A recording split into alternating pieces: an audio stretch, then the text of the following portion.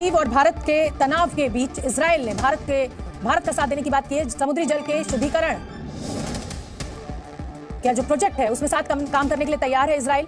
मजे की बात यह है कि इजराइल की जो एम्बेसी है भारत के अंदर, उन्होंने कहा जी कि हम भारत के साथ खड़े हुए हैं। एक बहुत बड़ी एस्केलेशन सामने आई जिसमें इंडिया की तरफ से बाकायदा एक कैंपेन चलाई गई कि बॉयकॉट मालदीव्स। और सिर्फ यही नहीं कि जुबानी जमा खर्च था, बल्कि इसमें हमने देखा कि हजारों की तादाद में बुकिंग्स कैंसिल हुई और टिकट्स कैंसिल करवाई गई। कार गिरने को जा रही है मालदीव की। मालदीव जैसा छोटा देश जो मैप में डंडी की तरह बैठा हुआ है, एक जजीरा है जिसकी माचिस की तीली से लेकर दवाइयों तक हिंदुस्तान से जाता है। इजराइल ने जो बात की है ना, वो बहुत ही एक की पॉइंट है, और वो ये है कि उन्होंने कहा कि लक्षद्वीप को हम इंटरनेशनल डेस्टिनेशन बनाने के लिए और एक टूरिस्ट स्पॉट बनाने के लिए मदद करेंगे इंडिया की। ये कोई पहली दफा नहीं है कि उन्होंने ये बात की हो, यानी कि लक्षद्वीप को जो है वो डेवलप करने के लिए इससे पहले भी इंडिया और इजराइल के बीच गुफ्तगू होती रही, ये बात चलती रही, क्योंकि इजराइल के पास ये कैपेसिटी है कि वो वहां पर जो खारा पानी है उसको ड्रिंकिंग वाटर पीने के काबिल बनाने के लिए वो सब ये प्रोवाइड कर सकता है इंडिया को।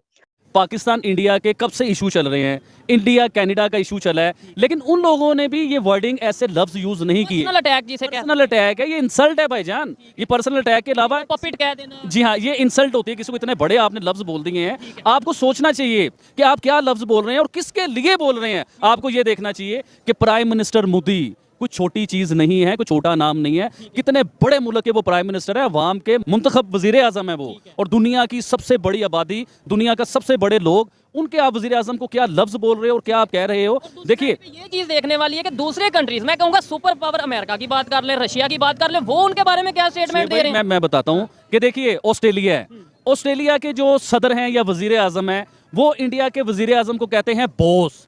अमेरिका के जो सदर हैं, प्रेसिडेंट है, वो इंडिया के वजीर आजम को कहते हैं कि हम आपके फैन हैं।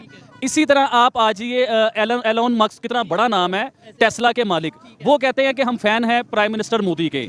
ये तो हो गए पूरी दुनिया, जो दुनिया के बड़े बड़े लोग हैं, जो सुपर पावर है, वो प्राइम मिनिस्टर मोदी के फैन है, या उनके साथ बिजनेस करना चाहते हैं या उनसे मिलना चाहते हैं। और सर मैं मालदीव्स को कहना चाह रहा हूँ ये चीज कि कभी अपने मुल्क को नक्शे में आपने गौर से देखना है। इंडिया के नक्शे के नीचे जैसे एक डॉट नुक्ता नहीं होता, नुक्ते की तरह एक मुल्क है, इतना सा मुल्क जिसे कहा जाता है। और आप किसके साथ क्या कर रहे हो। पंजाबी की एक मिसाल है, पंजाबी में हमारे यहाँ कहते हैं कि जात दी कोड़ किली तिश्तीरे नाल जफे।